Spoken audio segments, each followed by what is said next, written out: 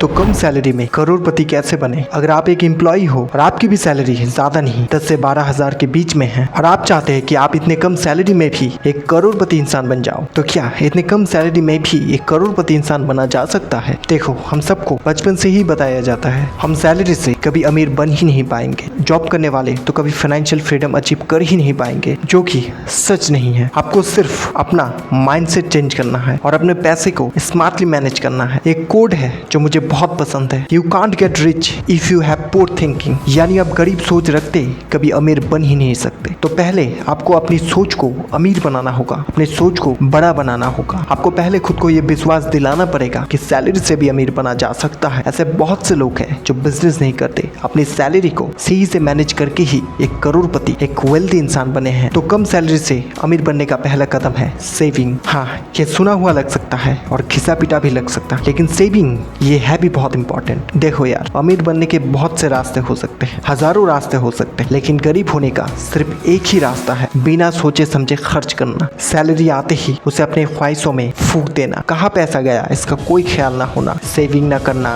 मान लीजिए आपकी सैलरी 10,000 पर मंथ है, आपके खर्च 6,000 पर मंथ है, तो simple formula income minus expense equal to surplus. इस केस में आपके पास सरप्लस अमाउंट यानी सेविंग्स होगा 4,000 रुपीज। ये 4,000 रुपीज आपका सेविंग है। आप अपनी मर्जी से अपनी सैलरी को बढ़ा नहीं सकते। इसमें कई फैक्टर डिपेंड है, आप कहाँ काम कर रहे हो, आपके स्किल्स क्या है। और मैं अज्यूम करके चल रहा हूँ कि आप नए नए नौकरी पे लगे हो, तो आपको मेनली फोकस करना है अपने एक्सपेंसेस को कम करने की और सेविंग को बढ़ाने की, अपने सरप्लस अमाउंट को बढ़ाने की। अगर आप सैलरी से अमीर बनना चाहते हो तो आपकी सैलरी मिनिमम 10 से 15 हजार तो होनी ही चाहिए। फिर आपको 50-30-20 रूल को फॉलो करना है, मतलब कि आपको अपने बेसिक जरूरतों पर 50% पैसा खर्च करना है, जैसे रेंट, EMI, बिल और खाने पीने का सामान। और 30% पैसे में आप अपने वांट्स को यानी अपनी ख्वाहिशों को पूरे कर सकते हो, जैसे फिल्म देखना, फेवरेट मूवी देखना, कोई सब्सक्रिप्शन। अब बचती है आपकी 20% सैलरी, और ये 20% सेविंग ही आपको अमीर बनाएगी। मान लेते हैं कि आप 20 से 22 साल के एक नौजवान हो, आपकी सैलरी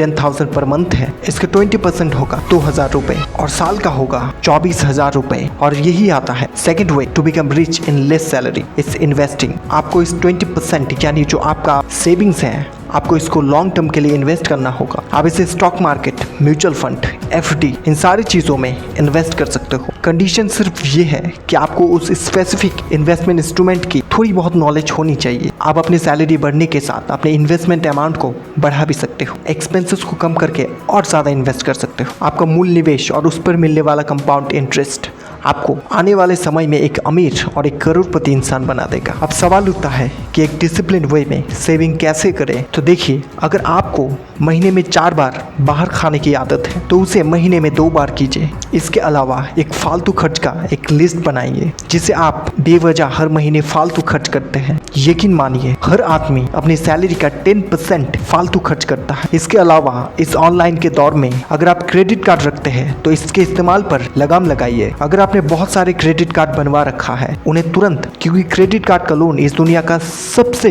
ज्यादा इंटरेस्ट वाला लोन होता है। इसके अलावा ऑनलाइन शॉपिंग से बचे। जब भी बाहर कुछ खरीदने के लिए निकले तो एक लिस्ट जरूर बना लीजिए। एक बात हमेशा याद रखें, सैलरी मिलते ही उन चीजों को मत खरीदे जिनके आपके लाइफ में कोई इस्तेमाल ही नहीं। इस तरह से आप हर महीने अपनी सैलरी का मिनिमम 20 से 30% तक सेव कर सकते हैं। अगर आप इन रूल्स के साथ 10 साल बचत और इन्वेस्टमेंट करते हो तो फिर आपको भविष्य में आर्थिक संकट से जूझना नहीं पड़ेगा और आप एक अमीर और वेल्दी इंसान बन जाओगे। तो याद रखिएगा, स्टेप क्या है। पहला है सेविंग, दूसरा है इन्वेस्टिंग।